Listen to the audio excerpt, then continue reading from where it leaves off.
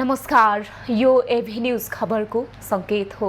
तपाई अहिले एभी न्यूज @ 2 मा हुनुहुन्छ। म ममता थापा। प्रारम्भमा मूल खबर।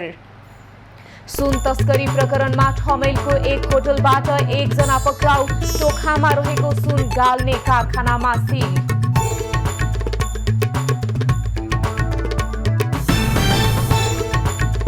प्रत्यक्ष संवादपछि पर्यटन मन्त्रीसँगै एभी न्यूजको टोलीद्वारा विमानस्थलको अनुगमन, अवैध कार्गो स्थल फेला तत्कालै हटाउने मन्त्रीको बाचा। प्रधानमन्त्री दाहाल र एमाले अध्यक्ष ओली बीच भेटवार्ता, संसदमा जारी एमालेको अवरोध लगायतका विषयमा छलफल।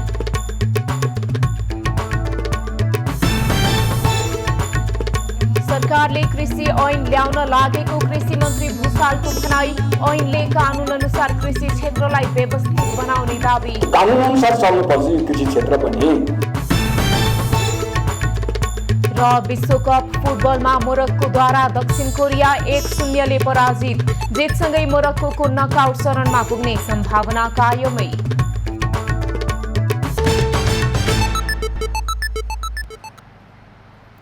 अब खबरको सिलसिला प्रारम्भ गरौं सुन तस्करी सम्बन्धी प्रसङ्गबाट।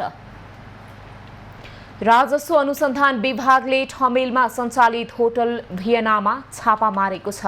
त्यस होटललाई प्रयोग गरेर सुन तस्करी गर्ने गिरोहले काठमाडौँमा काम गरिरहेको सूचना पाएपछि विभागले आज बिहान छापा मारेको हो।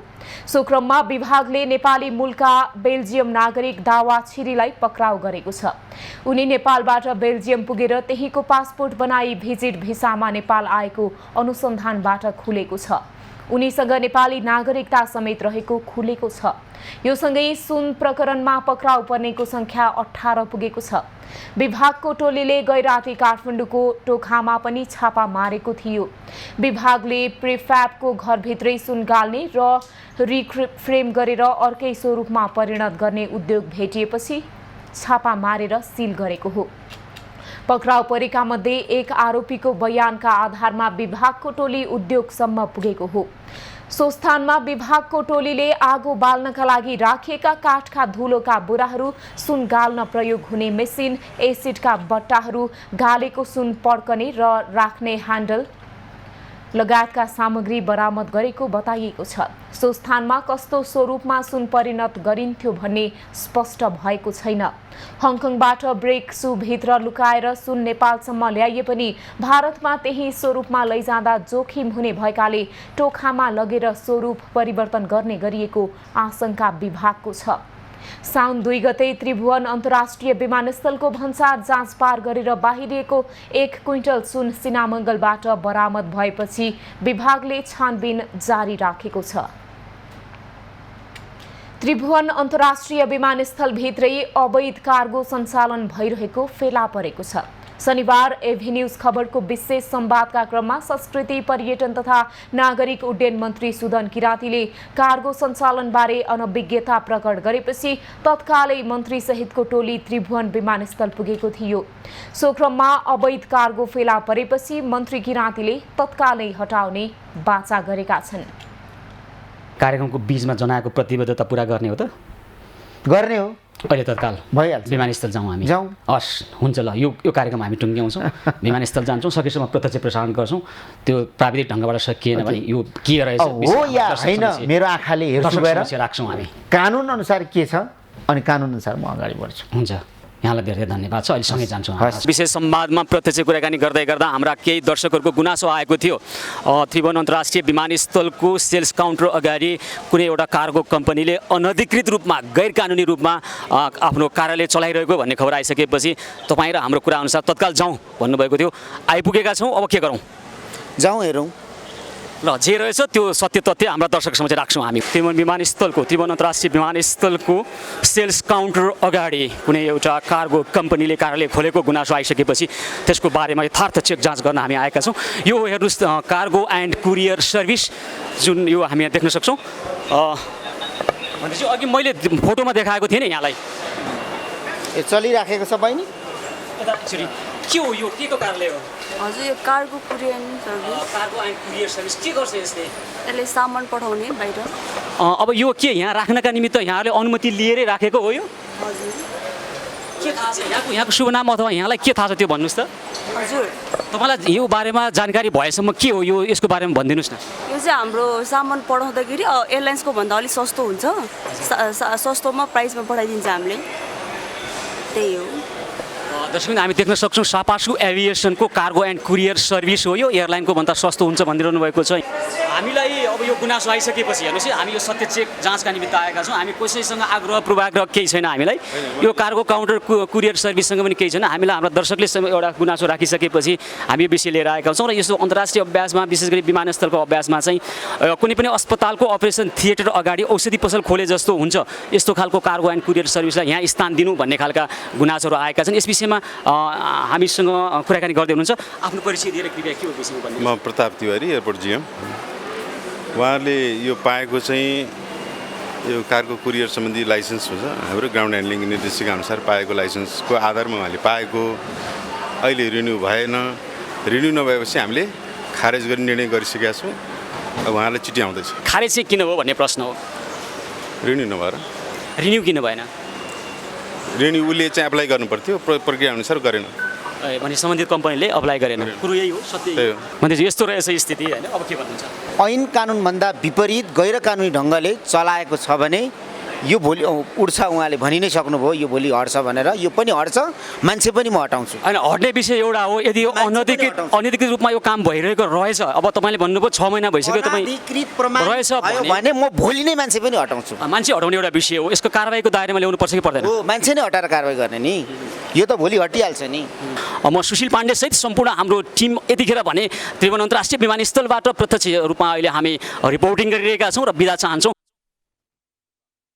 प्रधानमन्त्री पुष्पकमल दाहाल र नेकपा एमालेका अध्यक्ष केपी ओली बीच भेटवार्ता भएको छ आज बिहान प्रधानमन्त्रीको सरकारी निवास बालुवाटारमा दुई नेताबीच भेटवार्ता भएको हो संसदमा एमालेले गरिरहेको अवरोध संवैधानिक निकायमा नियुक्ति र समसामयिक विषयमा दुई नेताबीच कुराकानी भएको प्रधानमन्त्रीको सचिवालयले जनाएको छ भेटमा ओलीले प्रधान न्यायाधीशको नियुक्तिका लागि संवैधानिक परिषदको बैठक बोलाउन आग्रह गरेको बताइएको छ वर्तमान प्रधान न्यायाधीश हरिकृष्ण कार्की साउन 20 गतेबाट अनिवार्य अवकाशमा जाँदैछन् ओलीले सुन तस्करी प्रकरणमा सरकारले गरिएका अनुसन्धानका विषयमा चासो पनि प्रकट गरेको बताइएको छ एमालेले सुन तस्करी प्रकरणमा सरकारले जवाफ दिनुपर्ने भन्दै संसद अवरोध गर्दै आएको छ एमालेले साउन 10 गतेको प्रतिनिधि सभा अवरुद्ध गरेको थियो प्रतिनिधि सभाको अर्को बैठक सोमबारलाई तय भएको छ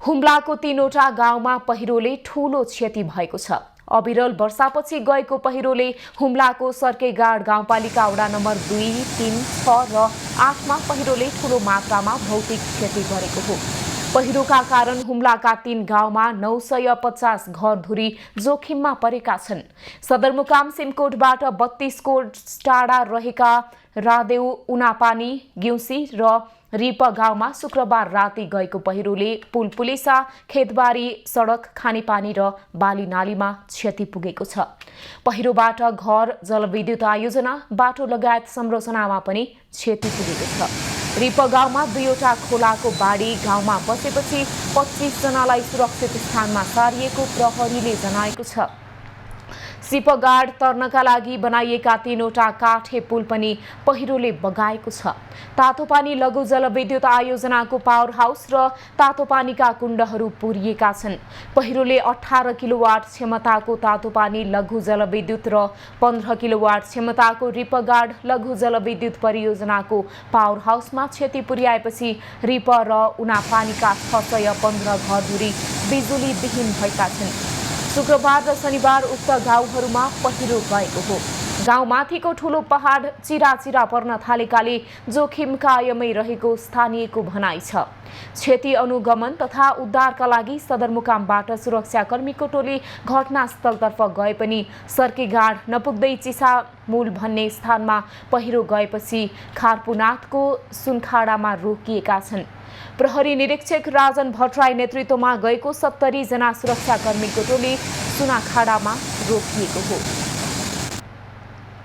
काठमाडौँ उपत्यका सहित देशभर मनसुनी वर्षा भइरहेको छ। मुलुकमा मनसुनी वायुको आंशिक प्रभाव रहनुका साथै मनसुनको न्यून चापीय रेखा सरदरस्थानको दक्षिणतर्फ रहेकाले देशका अधिकांश स्थानमा वर्षा भइरहेको छ। मौसमी प्रणालीको प्रभावले अझै केही दिन निरन्तर वर्षाको सम्भावना रहेको मौसम पूर्वानुमान महाशाखाले जनाएको छ। महाशाखाका अनुसार आइतबार राति पनि कोशी, मधेस, बागमती र लुम्बिनी प्रदेशका केही स्थानमा मेघ गर्जन चट्याङसहित भारी वर्षाको सम्भावना छ। नेपालमा मनसुन गत महिना जेठ 31 गतेदेखि प्रवेश गरे पनि देशभर फैलिन झण्डै 2 साता लागेको थियो। मनसुन प्रभावकारी नहुँदा पछिल्लो 1 साता राम्रोसित वर्षा हुन सकेको थिएन। विगत 2 दिन यता भने देशका सबैजसो स्थानमा हल्कादेखि मध्यम वर्षा भइरहेको महाशाखाले जनाएको छ। जल तथा मौसम विज्ञान विभाग अन्तर्गतको हावापानी विश्लेषण शाखाका अनुसार साउन 6 गतेसम्म देशभर 37% मनसुनी वर्षा भएको छ। गत जेठ 18 देखि साउन 5 गतेसम्म देशभर सदर 538.2 मिलिमिटर वर्षा भएको छ। मनसुन अवधिभर नेपालमा 1462 मिलिमिटर वर्षा हुने गरेको शाखाले अनुमान गरेको छ। कृषि तथा पशुपक्षी विकास मन्त्री डाक्टर बेदुराम भुसालले कृषि क्षेत्रलाई कानुन अनुसार व्यवस्थित बनाउन सरकारले कृषि ऐन ल्याउन लागेको बताएका छन्। आज काठमाडौँमा भएको छलफलमा उनले मन्त्रालयले ऐनको मस्यौदा तयार पारेकाले सरोकारवालाहरूसँगको सुझाव लिएर चाँडै संसदमा पेश गर्ने जानकारी दिएका हुन्। मन्त्री भुसालले कृषि नीतिले मात्रै सबै कुरा गर्न नसक्ने भएकाले कृषि क्षेत्र कानुन अनुसार चल्नका लागि कृषि ऐन आवश्यक रहेको बताए। कृषि नीति बनाछौँ भनेर त भएन नि। कृषि त त्यो नीति हो। निर्देशन गर्ने त सबभन्दा पहिले त कानुनले हो। कानुनी राज्यमा हामीले कानुनी राज्यको कुरा गरेका छौँ होइन र।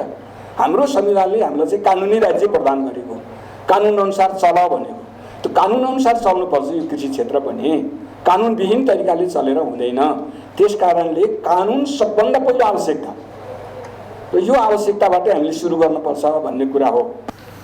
मन्त्री भुसालले कानुनी राज्यमा कानुनविहीन रूपमा नभएर कृषि क्षेत्र पनि कानुन अनुसार चल्नुपर्ने स्पष्ट पारे। संविधान बनेसँगै कृषि ऐन बन्नुपर्ने भए पनि विभिन्न कारणले अहिलेसम्म बन्न नसकेको भन्दै यसलाई लामो छलफल र सुझाव भन्दा पनि आवश्यक विषयमा मात्रै छलफल गरी टुङ्ग्याउनुपर्ने उनको भनाइ थियो। सत्तारूढ दल नेकपा माओवादी केन्द्रको पदाधिकारी बैठक आज पनि बस्दैछ। साउन 17 गतेदेखि सुरु हुने माओवादी केन्द्रको केन्द्रीय समिति बैठकको तयारीका लागि पदाधिकारी बैठक बोलाइएको हो। यसअघि शनिबार बसेको पदाधिकारी बैठकमा राजनैतिक प्रतिवेदन र साङ्गठनिक प्रतिवेदन लगायतका विषयमा छलफल भएको थियो। आज बस्ने बैठकमा केन्द्रीय समितिको एजेन्डा र राजनैतिक तथा साङ्गठनिक प्रतिवेदनका विषयमा छलफल हुने नेताहरूले जनाएका छन्। प्रधानमन्त्री समेत रहेका माओवादी केन्द्रका अध्यक्ष इटाली प्रस्थान गर्नुअघि बसेको पदाधिकारी बैठकमा ती प्रतिवेदनको गृह कार्य गर्न भनिएको थियो। सोही अनुसार शनिबारको बैठकमा लिखित र मौखिक सुझाव प्रस्तुत भएको थियो। केन्द्रीय समितिको बैठक अघि स्थायी समितिको बैठक बस्ने माओवादी नेताहरूले बताएका छन्। आज समाजवादी विद्यार्थी मोर्चाको गठन र घोषणा हुने भएको छ। दिउँसो च्यासल स्थित हिमालयन कलेज अफ इन्जिनियरिङमा विद्यार्थी मोर्चाको घोषणा गर्ने भनिएको हो। घोषणा कार्यक्रमलाई प्रधानमन्त्री एवं नेकपा माओवादी केन्द्रका अध्यक्ष पुष्पकमल दाहाल, नेकपा एकीकृत समाजवादीका अध्यक्ष माधव कुमार नेपाल, जनता समाजवादी पार्टी नेपालका अध्यक्ष उपेन्द्र यादव र नेकपाका महासचिव नेत्र विक्रम चन्द लगायतका नेताहरूले सम्बोधन गर्नेछन्। अन्तर्राष्ट्रिय मानव बेचबिखन विरुद्धको दिवस आज नेपालमा पनि विभिन्न कार्यक्रम गरी मनाइँदैछ। यस वर्ष बेचबिखन प्रत्येक पीडितसम्म पुगौं, कसैलाई न्यायबाट वञ्चित नगरौं भन्ने नारासहित यो दिवस मनाउन लागिएको हो। दिवसका अवसरमा मानव बेचबिखन उन्मूलन गर्न सचेतना जगाउने कार्यक्रमहरू भइरहेका छन्। सामान्यतया प्रलोभनमा पारी, झुक्याई, डर त्रास देखाई कुनै पनि व्यक्तिलाई उसको इच्छा विपरीत कुनै न कुनै रूपमा शोषण गर्ने वा नाफा कमाउने उद्देश्यले जबरजस्ती कुनै पनि कार्य गर्न बाध्य तुल्याइने अवस्थालाई नै मानव बेचबिखन भन्ने गरिन्छ। पछिल्लो समय नेपालबाट महिला र बालबालिकाको एसिया, अरब, अफ्रिका, युरोप, अमेरिका सहित मुलुकमा बेचबिखन र ओसार पसार हुन थालेको छ। खबरको सिलसिला अझै जारी छ, हामीसँगै रहनुहोला। अब बाँकी प्रसङ्ग। अख्तियार दुरुपयोग अनुसन्धान आयोगले नापी कार्यालय चाबहिलमा कार्यरत नापी अधिकृत राजु पुरी विरुद्ध भ्रष्टाचार मुद्दा दायर गरेको छ। अख्तियारले 1,04,03,009 रुपैयाँ बिगो दाबी गर्दै आज विशेष अदालत काठमाडौँमा पुरी विरुद्ध मुद्दा दायर गरेको हो। पुरीले 2052 पुस 9 गतेदेखि 2079 असार मसान्तसम्मको अवधिमा अवैध तरिकाले 1,20,77,748 रुपैयाँ आर्जन गरेको अख्तियारको दाबी छ। सोही अवधिमा पुरीले 2,84,81,690 रुपैयाँ खर्च तथा लगानी गरेको देखिएको अख्तियारको आरोप पत्रमा उल्लेख छ। पुरीको आयभन्दा खर्च 1,04,03,900 रुपैयाँ बढी देखिएकाले उक्त रकमलाई गैरकानुनी ठहर गर्दै मुद्दा दायर गरिएको अख्तियारले बताएको छ। अख्तियारका अनुसार राजु पुरीले सार्वजनिक पदमा रहँदा गैरकानुनी रूपमा आर्जन गरेको सम्पत्ति उनकी श्रीमती सृजना गिरीको नाममा समेत रहेको पाइएको छ। यसै कारण सृजनालाई पनि प्रतिवादी कायम गरी मुद्दा दायर गरिएको छ। निर्माण व्यवसायीले आज सार्वजनिक खरिद अनुगमन कार्यालय तहचलमा धरना दिएका छन्। सरकारले आयोजनाहरूको म्याद थपको आदेश र भुक्तानी लगायतका विषयलाई लिएर व्यवसायीहरूले धरना दिएका हुन्। निर्माण व्यवसायी महासंघका अध्यक्ष रवि सिंहले प्रधानमन्त्रीदेखि मन्त्री र विभिन्न मन्त्रालयका सचिवहरूलाई ध्यानाकर्षण गराउँदा समेत माग सम्बोधन नभएकाले आन्दोलन गर्न बाध्य भएको बताए। सरकार प्रमुख सम्मान्य प्रधानमन्त्रीज्यूलाई, त्यसपछि उपप्रधान तथा गृहमन्त्रीज्यूलाई, अर्थमन्त्रीज्यूलाई, भौतिक पूर्वाधार मन्त्रीज्यूलाई, शहरी विकास मन्त्रीज्यूलाई,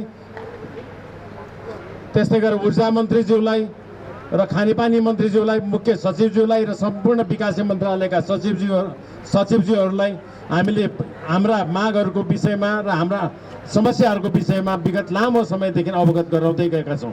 भोलि हाम्रो कार्यक्रम सम्मान्य प्रधानमन्त्रीज्यूको निवास अगाडि 9 बजेदेखि 10 बजेसम्म धरनाको कार्यक्रम छ। त्यही भएर सबै साथीहरूलाई 8:30 बजे भित्रमा सम्मान्य प्रधानमन्त्रीज्यूको निवास अगाडि निषेधित क्षेत्रसँगै नटोडिकन हामीले धरना दिन्छौँ।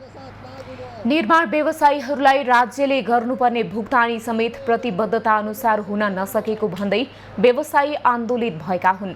सरकारबाट भुक्तानी नहुँदा देशभरका निर्माण व्यवसायीहरूले मजदुरहरूको भुक्तानी समेत दिन सकेका छैनन्।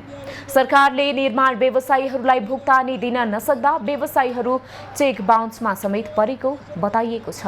महासंघले सोमबार प्रधानमन्त्री निवास अगाडि सेफ्टी हेलमेट र ज्याकेट लगाएर धरना दिने बताइएको छ। काठमाडौँ महानगरपालिकाले आजदेखि 40 माइक्रोन भन्दा पातलो प्लास्टिकको झोलाको उत्पादन, आयात, बिक्री, वितरणको अनुगमन तीव्र बनाउने भएको छ। त्यसका लागि काठमाडौँ महानगरपालिकाको वातावरण विभागले तालिम दिएका 50 जना नगर प्रहरीलाई माइक्रोन नाप्ने मेसिन सहित अनुगमनमा खटाएको जनाएको छ। महानगरपालिकाले यही श्रावण 1 गतेदेखि 40 माइक्रोन भन्दा पातलो माइक्रोनको प्लास्टिकको झोला, प्लास्टिकको पुष्पगुच्छा र मालामा प्रतिबन्ध लगाइसकेको छ। यसअघि 2072 साल वैशाख 1 गतेदेखि लागू हुने गरी 40 माइक्रोन भन्दा पातलो प्लास्टिकमा प्रतिबन्ध लगाइएको थियो। भूकम्पका कारण कार्यान्वयन हुन नसकेपछि सो नियम पुनः बिउताएर फेरि कार्यान्वयनमा ल्याउन लागिएको हो। सर्लाहीको गोडैतामा शनिबार साँझ 2 समूह बीच झडप हुँदा प्रहरी र स्थानीय गरी 10 जना घाइते भएका छन्। घटनामा 6 प्रहरी र 4 स्थानीय घाइते भएका छन्। गोडैता बजारमा स्थानीय मुस्लिम समुदायले ताजिया मोहरम पर्व मनाउने क्रममा 2 समूह बीच उत्पन्न विवादले झडपको रूप लिएको प्रहरीले जनाएको छ। मुस्लिम समुदायले दहा घुमाउन लैजाने क्रममा हिन्दू समुदायका केही स्थानीयले आफ्नो गाउँको बाटोबाट लैजान अवरोध गरेपछि झडपको स्थिति सिर्जना भएको हो। 2 समूह बीचको झडप रोक्ने क्रममा प्रहरीले 16 राउन्ड हवाई फायर र 26 सेल अश्रु ग्यास प्रहार गरेको थियो। ढुङ्गा लागेर गम्भीर घाइते भएका स्थानीय राजेश पटेलको हाल प्रादेशिक अस्पताल मलङ्गवामा उपचार भइरहेको छ। झडपमा घाइते भएका 6 प्रहरी र 3 स्थानीय उपचारपछि घर फर्केका छन्। सरकारले गर्भवती तथा सुत्केरीले सरकारी स्वास्थ्य संस्थामा उपचार सेवा निशुल्क पाउने व्यवस्था गरे पनि बाजुरामा त्यसको कार्यान्वयन हुन सकेको छैन। बाजुराका स्वास्थ्य संस्थाले गर्भवती तथा सुत्केरीबाट चेक जाँच, भिडियो एक्सरे, प्रयोगशाला चेक जाँच बापत शुल्क लिँदै आएको पाइएको छ। जिल्ला अस्पताल बाजुरा र कोल्टी प्राथमिक स्वास्थ्य केन्द्रले एकपटक गर्भवतीले भिडियो एक्सरे गरेको 400 रुपैयाँ लिने गरेका छन्। कम्तीमा 4 पटक नियमित र निशुल्क स्वास्थ्य जाँच अनिवार्य हुन नसकेको स्वास्थ्य कर्मीको भनाइ छ।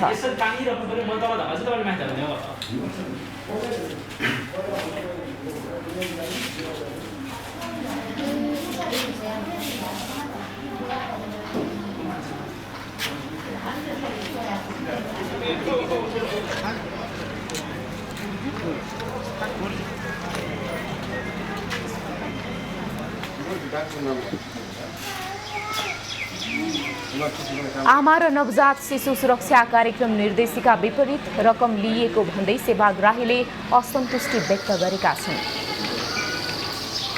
स्वास्थ्य संस्थाहरूले व्यवस्थापन समितिको निर्णय अनुसार पैसा लिने गरेको बताउने गरेको छ।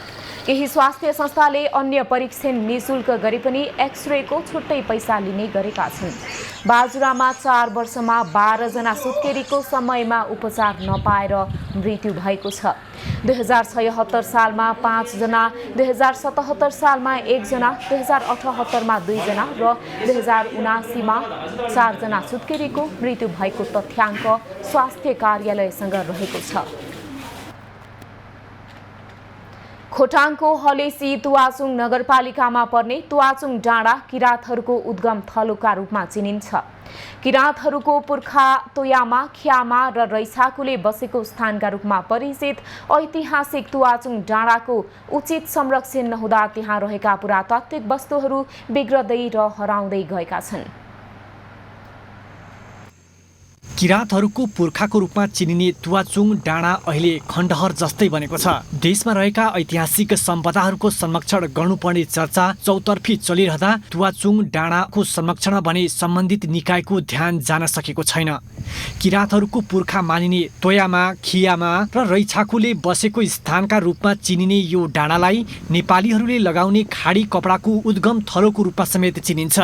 अहिले पनि तुवाचुङ डाँडामा तोयामा र खियामाले कपडा उत्पादनमा प्रयोग गर्ने विश्वास गरिएको ढुङ्गाका तानहरू देख्न सकिन्छ। तुवाचुङ भनेको किराँतको मात्रै होइन, सबैको चाहिँ जन्मस्थल के यो ठाउँमा उब्जेको, यो ठाउँमा उब्जेर आविष्कार भएर खाने गरेको। पूर्वको मुख्य यो तुवाचुङ जयचुङ भनेको चाहिँ किराँत भूमिको जन्मस्थल भन्छ, यहाँबाट उब्जेको भन्ने कुरा हुन्छ। सबै आदिवासीहरू सबै यहीँबाट भएको हो भन्ने कुरा किंवदन्तीमा छ। आदिम कालमा कपडा बुन्न नजान्नेहरूले समेत यो स्थानमा आएर ढुङ्गालाई छोएपछि कपडा बुन्न जान्ने गरेको जनविश्वास रहेको छ। समय बित्दै जाँदा किराँतहरूको उद्गम थलोको रूपमा परिचित तुवाचुङ डाँडा अहिले भने खण्डहर जस्तै बनेको छ। यहाँको कतिपय ऐतिहासिक वस्तुहरू हराइसकेका छन् भने भएका पनि जीर्ण अवस्थामा रहेका छन्। जतिसक्दो छिटो यहाँ बाँकी रहेका पुरातात्विक वस्तुहरूको संरक्षण गरी प्रचार प्रसार गर्न सके डाँडालाई पर्यटकीय क्षेत्रको रूपमा विकास गर्न सकिने स्थानीय बताउँछन्। तान बुन्ने ठाउँ भनेको चाहिँ कपडा बुन्ने ठाउँ, यहाँ बसेर त्यो खुट्टा चाल्ने, यदि कपडा बुन्न नजान्ने मान्छे छोरी मान्छेहरू चाहिँ यहाँ आएर चाहिँ बसेर चाहिँ उनीहरू 4 महिना यस्तो यस्तो अभिनय गर्दाखेरि चाहिँ उनीहरू जान्ने हुन्थ्यो अरे भन्ने सुनेको। पछिल्लो समय तुवाचुङ डाँडा संरक्षणका लागि पहल थालिएको भए पनि त्यो पर्याप्त हुन सकेको छैन। स्थानीयले तुवाचुङ जाइजुङ संरक्षण समिति स्थापना गरेर स्थानीय सरकारसँगको समन्वयमा डाँडा संरक्षणका लागि विभिन्न कार्यक्रमहरू सञ्चालन गर्ने गुरु योजना बनाए पनि आर्थिक स्रोत र साधनको अभावमा सोचे जस्तो काम भने हुन सकेको छैन। यदि राज्यले साँच्चै नै बजेट दियो भने हामीले एउटा किराँत जन्य संस्कार संस्कृति झल्किने खालको एउटा ठुलो चिन्डो बनाउने एउटा उद्देश्य 1 नम्बरमा बोकेको छ। त्यसपछि तपाईँको त्यहाँबाट क्रमागत रूपले यस मन्दिरमा आउने क्रममा चाहिँ सिडी बनाएर पदमार्गको बाटो बनाउने एउटा हाम्रो योजना। समुद्री सतहदेखि 1800 मिटर उचाइमा रहेको तुवाचुङ डाँडा आफैमा प्राकृतिक हिसाबले पनि सुन्दर रहेको छ। यहाँबाट विश्वको अग्लो शिखर सगरमाथादेखि समथर मधेससम्मका भूभाग देख्न सकिन्छ।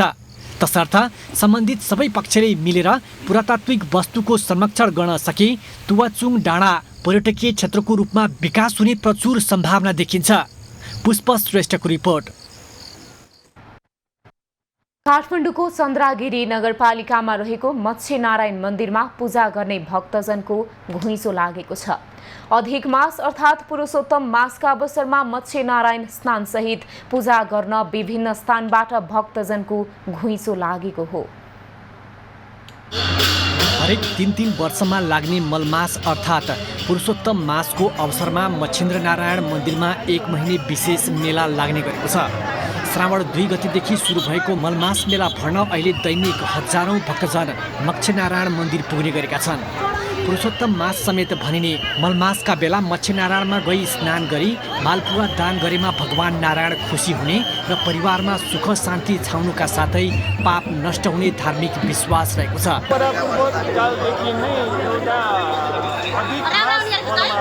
जस्तै पुरुषोत्तम भगवानको एउटा महिमा स्वरूप एउटा हरेक 2.5 वर्षमा पुरुषोत्तम भगवानको एउटा पूजापाठ पालन गरेर आफ्नो मनोकामनाहरू पूर्ण होस् हुन्छ भन्ने एउटा मान्ने हेतुले नै गर्दा नै आज हाम्रो शताब्दीदेखि नै एउटा पुरुषोत्तम विष्णु भगवान मत्स्य अवतार विष्णुलाई एउटा पूजा गर्ने चलन छ।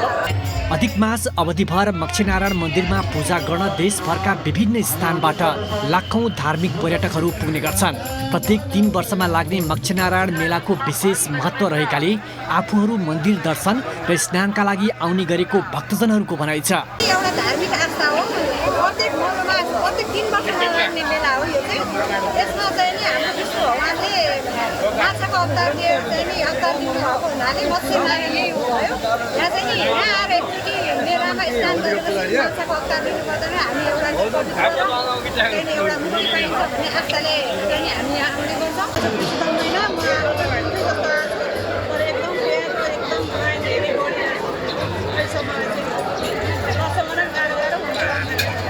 अधिक मास अर्थात् मलमासका बेला मच्छिनारायणको मन्दिरमा पुरुषोत्तम भगवानको विशेष पूजा आराधनाका साथै पुरुषोत्तम महात्म्य वाचन गर्ने परम्परा छ। भगवान विष्णुको 10 अवतार मध्ये पहिलो मत्स्य अवतार मच्छिनारायणको कुण्डमा भएको विभिन्न धार्मिक ग्रन्थमा उल्लेख छ। राजेश चन्द्र राज भण्डारीको रिपोर्ट। अब पालो एभेन्यू च्याट बिजनेसको।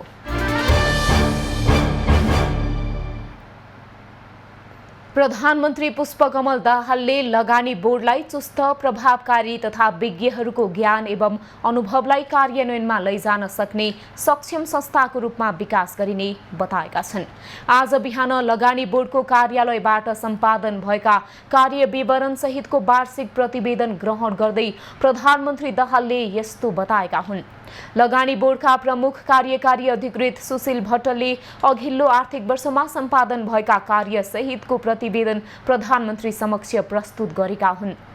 त्यसक्रममा प्रधानमन्त्री दाहालले लगानी बोर्डलाई चुस्त प्रभावकारी तथा विज्ञहरूको ज्ञान एवं अनुभवलाई कार्यान्वयनमा लैजान सक्ने सक्षम संस्थाको रूपमा विकासका लागि आवश्यक पर्ने नीतिगत, कानुनी तथा संस्थागत सुधारको खाका प्रस्तुत गर्न कार्यकारी अधिकृतलाई निर्देशन दिए। उनले पूर्वाधार विकासमा निजी लगानीलाई प्रोत्साहित गर्दै लैजान सरकार प्रतिबद्ध रहेको पनि बताए। प्रतिवेदनमा सम्झौता बमोजिमका विषयमा 4 खम्बे रणनीति बमोजिम परियोजना व्यवस्थापन लगानी प्रवर्धन संस्थागत विकास र समन्वय सहकार्य र साझेदारी अन्तर्गतका कार्य प्रस्तुत गरिएको छ। नेपाल वैदेशिक रोजगार व्यवसायी सङ्घले माधव नेपाललाई साक्षी राखेर मलेसियाका लागि नेपाली राजदूत दिल्ली पौडेलले म्यानपावर धन्दा गर्न खोजेको प्रति आपत्ति जनाएको छ। नेपाली दूतावासबाट माग पत्र प्रमाणीकरणमा हुने ढिलासुस्ती र श्रमिकलाई परेको अप्ठ्यारोका विषय समाधान भन्दा आफ्नै धन्दा चलाउने गरी काम गर्नु गम्भीर विषय भएको सङ्घले जनाएको छ। नेपालमा मलेसियाको कम्पनी खडा गरेर अनिवार्य तालिम लिएर मात्रै मलेसिया जान पाउने गरी नेपाली दूतावासले त्यहाँको गृह मन्त्रालयलाई प्रस्ताव गरेको विषय गम्भीर र कूटनीतिक मर्यादा विपरीत भएको सङ्घको ठहर छ। मलेसियामा कामदार पठाउन नेपालका सीमित व्यवसायीहरूबाट मात्रै कामदार लिन त्यहाँको गृह मन्त्रालयसँग लबिङ गरेको विषय सार्वजनिक भएको भन्दै सङ्घले यो विषयलाई प्रष्ट पार्न दूतावाससँग माग पनि गरेको छ। कुनै पनि नाममा एकाधिकार हुने गरी सिन्डिकेट तयार गर्न खोजे त्यसको कडा प्रतिवाद गर्ने चेतावनी पनि सङ्घले दिएको छ। अब पालो कृषि खबरको।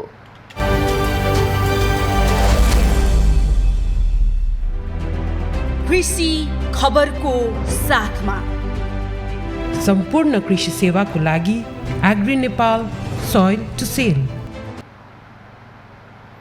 बीमा कम्पनीले लम्पी स्किनबाट मरेका पशुको बीमा रकम दिन छाडेका छन्। पशु सेवा विभागले लम्पी स्किनलाई महामारी भनेपछि दाबी भुक्तानी अन्योलमा परेको हो। महामारीका कारण पशु मरे बीमा रकम दिने व्यवस्था विश्वभर नै नरहेको पशु सेवा विभागले जनाएको छ। जुनसुकै रोगलाई महामारी भनेर घोषणा गर्न मन्त्री परिषदले नै निर्णय गर्ने व्यवस्था छ। तर विभागले भने विज्ञप्ति मार्फत लम्पी स्किनलाई महामारी घोषित गरेको भन्दै किसान आक्रोशित भएका छन्। महामारीबाट हुने क्षतिको दायित्व सरकारमै हुने मान्यता बीमा कम्पनीको छ। विभागले महामारी भनेर व्याख्या गरेपछि अधिकांश बीमा कम्पनीहरूले लम्पी स्किनको संक्रमणबाट मरेका पशुको बीमा भुक्तानी रोकेका हुन्। पशु सेवा विभागका प्रवक्ता चन्द्रप्रसाद ढकालले लम्पी स्किनलाई महामारी घोषणा नगरिएको दाबी गरेका छन्। महामारी घोषणा गर्न मन्त्री परिषदमा प्रस्ताव पठाइएको तर महामारी घोषणा भइ नसकेको विभागको भनाइ छ। अहिले गाई भैँसीमा लाग्ने लम्पी स्किन 77 जिल्लामै पुगिसकेको छ। लम्पी स्किनबाट 10,54,000 पशु संक्रमित भएका छन्, जसमध्ये 7,68,041 पशु निको भइसकेका छन् भने 48,133 गाई भैँसी मरेको विभागले जनाएको छ। नेपाल पशु चिकित्सा परिषदले गरेको एक अध्ययन अनुसार देशभर अहिलेसम्म लम्पी स्किनबाट 38 अर्ब 41 करोड रुपैयाँ बराबरको क्षति भइसकेको अनुमान छ। संक्रमण फैलिनबाट रोक्ने एलएसपी भ्याक्सिन देशैभर 3,01,246 पशुमा लगाइएको पशु सेवा विभागको तथ्याङ्कमा उल्लेख छ।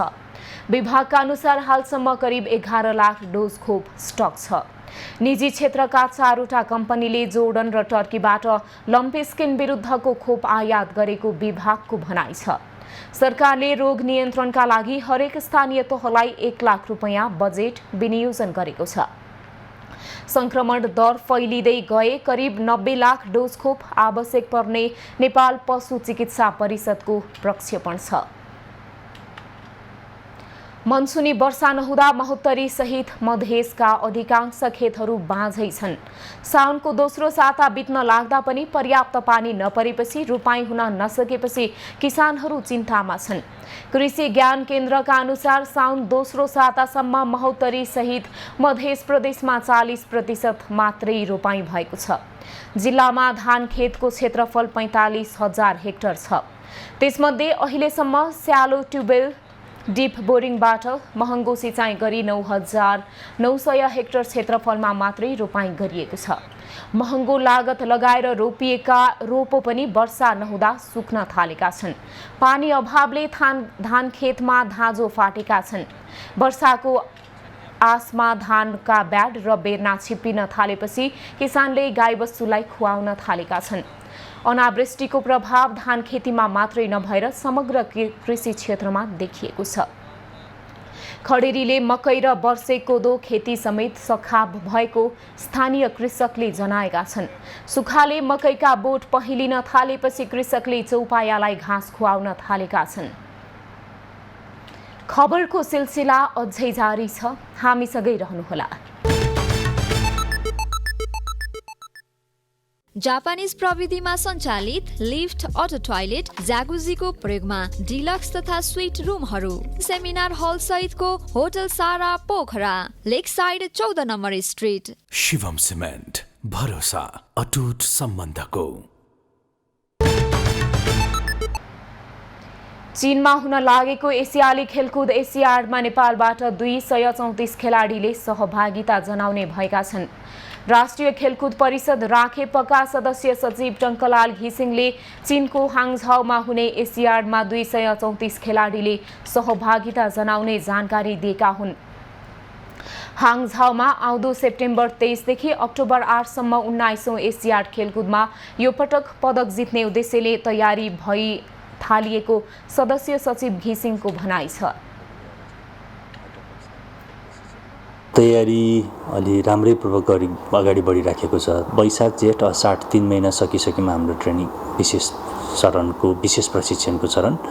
अब अहिले श्रावण र भदौ 2 महिना हाम्रो बन्द प्रशिक्षण चल्नेछ र यो बिचमा अलि हाई पर्फर्मेन्सका निमित्त चाहिँ इन्टरनेसनल प्रशिक्षकहरू झिकाएर पनि प्रशिक्षण भइराखेको छ भने र इन्टरनेसनल एकाडेमीहरूमा पनि गएर चाहिँ हाई पर्फर्मेन्सका निमित्त प्रशिक्षणमा भाग लिने काम भइराखेको छ। यो पटक एसियाडमा नेपाली खेलाडीहरूले 29 खेलमा सहभागिता जनाउने छन्। नेपालबाट पहिलो पटक महिला फुटबल, महिला भलिबल र रग्बीले प्रतिस्पर्धा गर्दैछन्। भलिबलमा महिला र पुरुष दुवै टिमको सहभागिता भए पनि यो पटक पुरुष फुटबल भने सहभागी छैन। क्रिकेटमा पनि नेपाली पुरुष टोलीले सहभागिता जनाउने भएको छ। कबड्डी, ह्यान्डबल र बास्केटबलमा पनि महिला टोलीले सहभागिता जनाउने भएको छ। टेबल टेनिस, कुस्ती, shooting, rafting and canoeing, golf, athletics, badminton र पौडीमा पनि नेपालले सहभागिता जनाउँदैछ। जुडो, ट्रायथलन, स्वास, बक्सिङ, उसु, कराते, ताइक्वान्डो लगायतमा पनि नेपालले भाग लिँदैछ। एसियाडका लागि सरकारले 21 करोड रुपैयाँ समेत राखेपलाई उपलब्ध गराइसकेको छ। अब पालो खास खबरको। झापासहित आसपासका क्षेत्रमा अहिले ठूलो पानी परेको छ। केचना वर्षा मापन केन्द्रमा पछिल्लो 3 घण्टामा अति भारी वर्षा भएको र त्यस क्षेत्र भई भने ससाना खोलामा बाढीको जोखिम रहेको बाढी पूर्वानुमान महाशाखाले जनाएको छ। त्यस्तै गैराती, कास्की र पर्वतमा ठूलो पानी परेको थियो।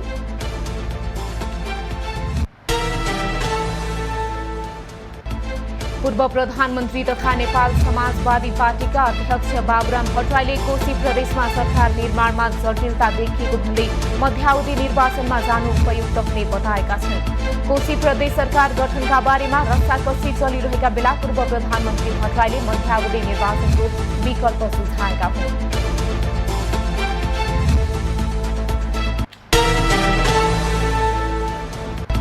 कोरियन भाषा परीक्षाका लागि आवेदन माग गरिएको छ। इपिएस कोरिया शाखाले आज सूचना जारी गर्दै भाषा परीक्षाका लागि इच्छुक नेपाली नागरिकबाट आवेदन माग गरेको हो। रोजगार अनुमति प्रणाली इपिएस अन्तर्गत गणतन्त्र कोरियामा नेपाली नागरिकलाई लैजान आवेदन खुलेको हो।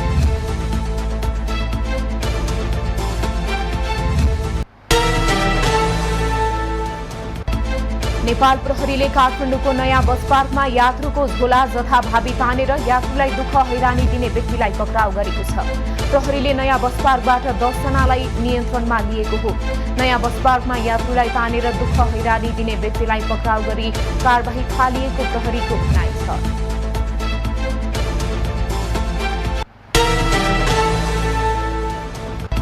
द्वन्द्वग्रस्त म्यानमारमा नेपालीलाई बन्धक बनाएर अनलाइन ठगी लगायत गैरकानूनी काममा लगाउने गरेको पाइएको छ। परराष्ट्र मन्त्रालयले एक सूचना जारी गर्दै नेपाली कामदारलाई थाइल्याण्डबाट स्थलमार्ग हुँदै म्यानमारको काइन प्रान्तको माओवादीमा लैजाने र नेपाली राहदानी समेत जफत गरी दैनिक 13 घण्टासम्म गैर कानुनी काममा लगाउने गरेको बुझिन आएको जनाएको छ।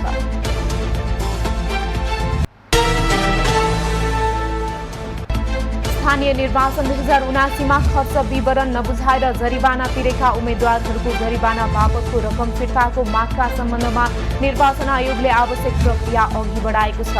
स्थानीय तह निर्वाचनमा खर्च विवरण नबुझाउने 1,23,000 भन्दा बढी उम्मेद्वार जरिवानामा परेका थिए।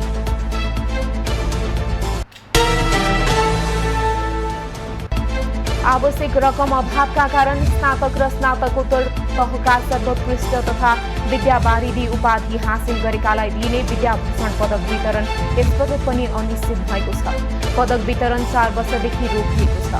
शिक्षा विज्ञान तथा प्रविधि मन्त्रालयले राष्ट्रिय शिक्षा दिवसको नयाँ मिति टुङ्गो लागेपछि मात्रै वितरण गर्ने भन्दै 2076 सालदेखि विद्याभूषण वितरण रोकेको हो।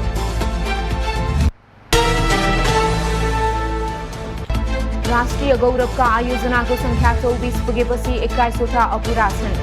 अर्थ मन्त्रालयले सार्वजनिक गरेको गौरवका आयोजनाको तथ्याङ्क अनुसार समयमा निर्माण सम्पन्न नहुँदा लागत 3 गुणासम्म वृद्धि भएको छ। गौरवका आयोजनाको प्रारम्भिक लागत 6 खर्ब 12 अर्ब 1 करोड 30 लाख रुपैयाँ रहेकोमा समयमा निर्माण सम्पन्न नहुँदा बढेर 18 खर्ब 95 अर्ब 54 लाख 79 हजार रुपैयाँ पुगेको छ।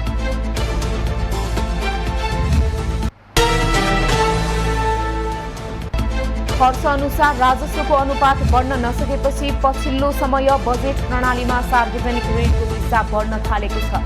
सार्वजनिक ऋण व्यवस्थापन कार्यालयले हालै सार्वजनिक गरेको तथ्याङ्क अनुसार गत आर्थिक वर्ष 2079-80मा मात्रै 3.5 खर्ब रुपैयाँ भन्दा बढी ऋणको भार थपिएको छ। कार्यालयका अनुसार आन्तरिक र बाह्य दुवै गरेर गत आर्थिक वर्षमा सरकारले 3 खर्ब 58 अर्ब 11 करोड ऋण लिएको हो।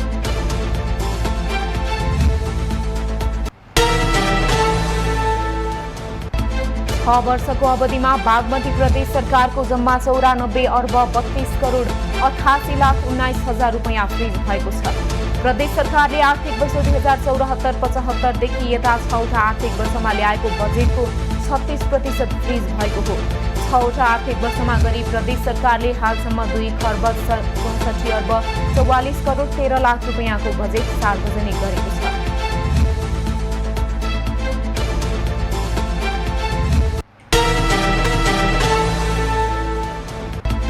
अन्डर 12 उमेर समूहका नेपाली खेलाडीहरू विश्व स्कुल टिम चेस च्याम्पियनसिपमा प्रतिस्पर्धा गर्न कजाखस्तान प्रस्थान गरेका छन्। अन्डर 12 उमेर समूहका सम्पन्न वज्राचार्य विश्ववस्त मरासिडी परिधि खत्री र त्रिलोक बुर्लाकोटीले उक्त प्रतिस्पर्धा गर्दैछन्। प्रतियोगिता अगस्त 3 देखि 8 सम्म कजाखस्तानको अकाटुमा हुनेछ। इङ्ल्यान्डका स्टुआर्ट ब्रडले क्रिकेटबाट सन्यासको घोषणा गरेका छन्। उनले सबै खाले व्यावसायिक क्रिकेट जीवनबाट सन्यासको घोषणा गरेका हुन्। 37 वर्षीय तीव्र बलर ब्रड इङ्ल्यान्डका लागि दोस्रो सर्वाधिक विकेट लिने खेलाडी हुन्।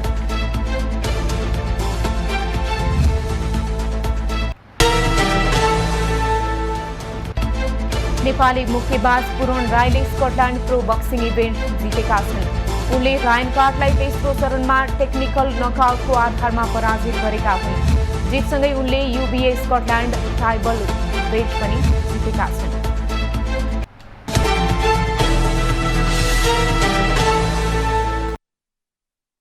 अब पालो एभी न्यूज एट मौसमको।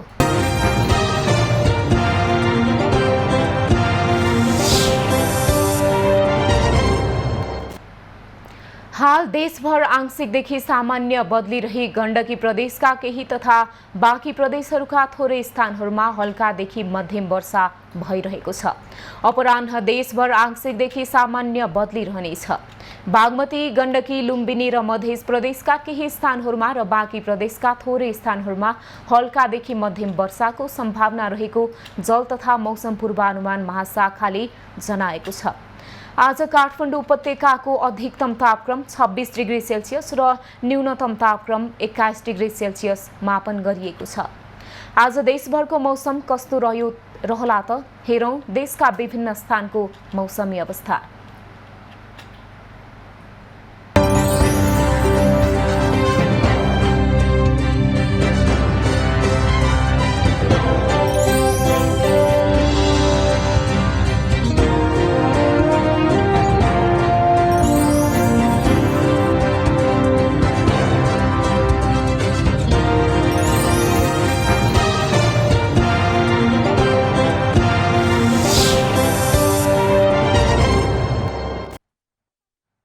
अहिलेलाई खबरको क्रम यति नै। एभी न्युज खबरका यी सहित अन्य विस्तृत खबरका लागि www.avnews.tv लगइन गर्न सक्नुहुनेछ।